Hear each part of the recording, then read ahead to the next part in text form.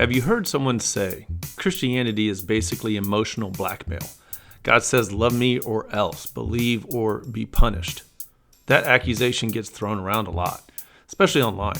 And honestly, if that's what Christianity actually taught, I'd reject it too. So today, we're going to slow this down and ask a better question. Is God really an extortionist? Or is something much deeper and much more logical going on?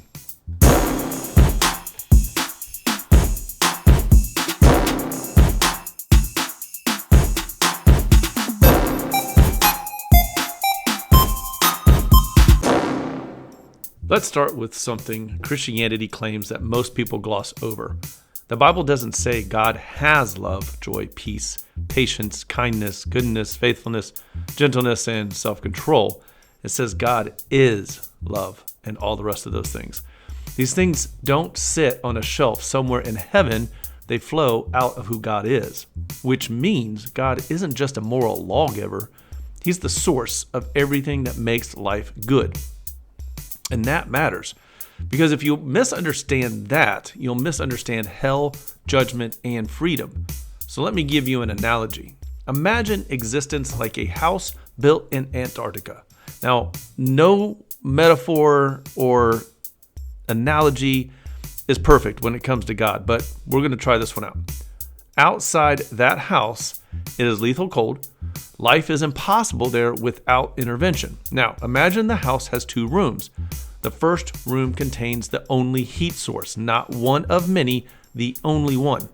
That room has full access to the heat it produces. It's warm, it's livable, it's where life can flourish.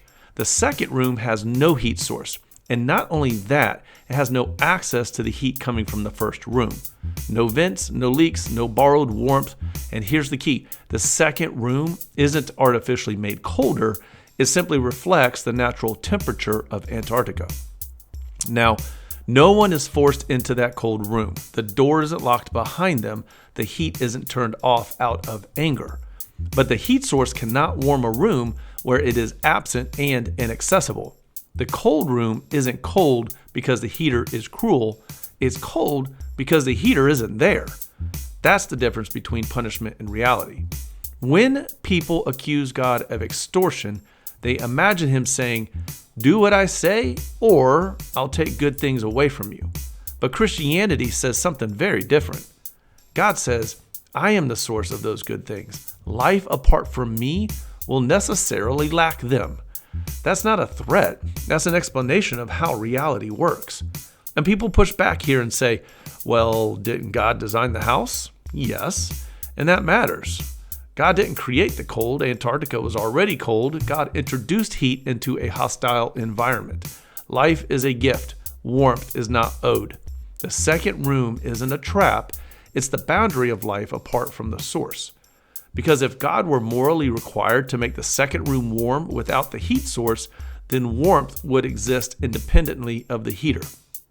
Love, joy, peace, goodness, they'd exist apart from God. And at that point, God wouldn't be God anymore. People also say, but don't people who reject God still experience good things? Yes, for now. That's what theologians call common grace.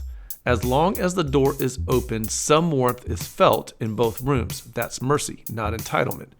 But once access to the source is finally and freely rejected, only the natural environment remains. Hell isn't God angrily turning off the heat. Hell is existence where the source of life and access to it is absent. And here's the part people don't like, but need to hear. Freedom doesn't mean consequence-free choices. Gravity isn't coercive. Fire isn't extortion.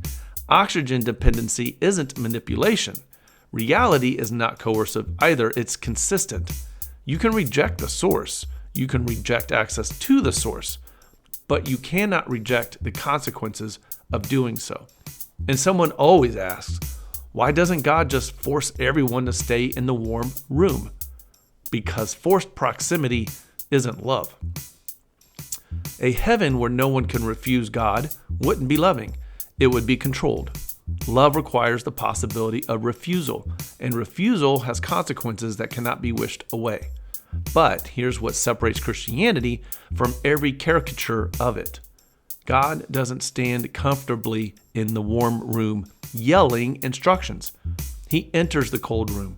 The incarnation is God stepping into the place of absence. The cross is God absorbing the cost of exposure.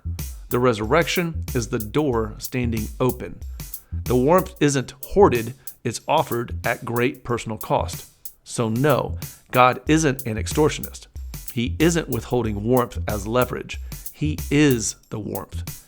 And separation from him is simply what the cold feels like.